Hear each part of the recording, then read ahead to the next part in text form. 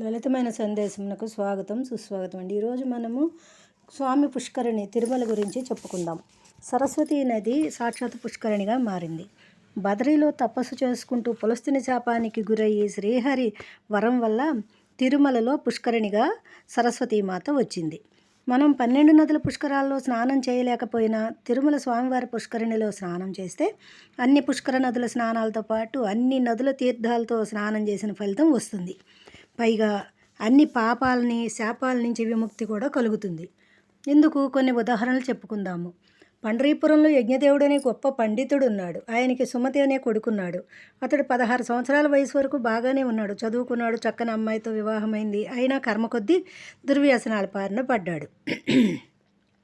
ఇంకో అమ్మాయితో కలిసి ఉంటూ పొట్టకూటి కోసం దొంగతనాలు హత్యలు చేస్తూ జీవిస్తున్నాడు. ఉన్న ఊరు వదిలి వేరే ఊరిలో మకాం పెట్టాడు. ఒకసారి ఆ ఊరిలో గొప్ప ధనవంతుడు ధర్మపరుడైన వ్యక్తి ఇంటికి వెళ్ళి అతన్ని చంపి ఆ ఇంట్లో ధనం తీసుకొని వచ్చేశాడు. అయితే ఒక పండితుడిని ధర్మాత్ముడిని హత్య చేసిన పాపం అతని వెంటపడి అతన్ని హింసించడం మొదలుపెట్టింది. అతనికి మనశ్శాంతి లేదు. వెంటనే తండ్రి దగ్గరికి వెళ్ళాడు.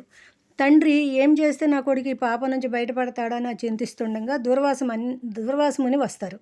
ఆయన్ని పూజించి తన కొడుకు పాపం ఎలా పోతుందని తండ్రి అడగగా, మీరు వెంటనే వెంకటాద్రి వెళ్ళి స్వామి పుష్కరంలో స్నానం చేసి భూవరాహస్వామిని వెంకటేశ్వరుని దర్శించుకుంటే పాప విముక్తుడవుతాడని చెప్పి వెళ్ళిపోయాడు దుర్వాసముని.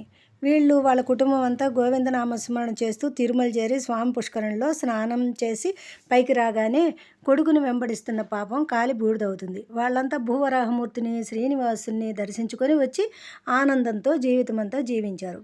చివరికి ముక్తిధామం చేరుకున్నారు. ఈ పుష్కరిణిలో మధ్యలో సరస్వతితో పాటు కుబేర, గాలవ, మార్కండేయ, అగ్ని, యమ, వశిష్ఠ, వరుణ, వాయువు తీర్థాలు కూడా ఉన్నాయి. ఇంకో కథ ప్రకారంగా చంద్రవంశపు రాజు ఒకసారి వేటకు వెళ్ళగా ఒక సింహం ఈయన మీదకు దాడికి వస్తుంది. దాంతో పోరాడలేక ఒక చెట్టు ఎక్కి కూర్చుంటాడు. అప్పుడే ఒక ఎలుగుబంటు కూడా రాగా సింహం దాని మీద దాడి చేయగా అది కూడా రాజున్న చెట్టు మీదకే ఎక్కింది. ఎంతకీ సింహం వెళ్ళకపోయేసరికి ఎలుగుబంటు, రాజా ఈ రాత్రికి మనము ఈ చెట్టు మీదే ఉండాల్సి వచ్చేట్టుంది. సగం రాత్రి నువ్వు కాపలాగా అయ్యి సగం రాత్రి నేను కాపలా కాస్తాను అని అన్నది.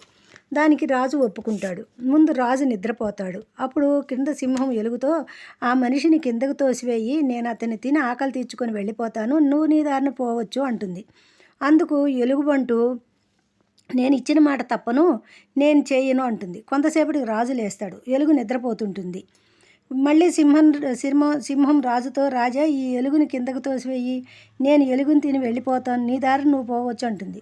రాజు అలాగే అని ఎలుగుని కిందకు తోస్తాడు. వెంటనే ఎలుగు చెట్టు కొమ్మను పట్టుకొని, ఓరి కృతజ్ఞుడా, నిన్ను తోయమన్నప్పుడు నేను నీకు ఇచ్చిన మాట కట్టుబడి నిన్ను కిందకు తోయలేదు.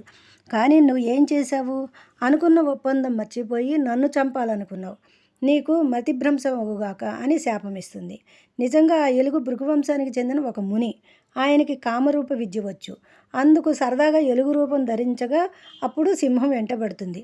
ఇక ఈ రాజు పిచ్చివాడే తిరుగుతుంటే ఆయన తండ్రికి తెలిసి తిరుమల తీసుకొచ్చి పుష్కరిణిలో స్నానం చేయించగానే రాజుకు పోయిన మతి తిరిగి వచ్చేస్తుంది.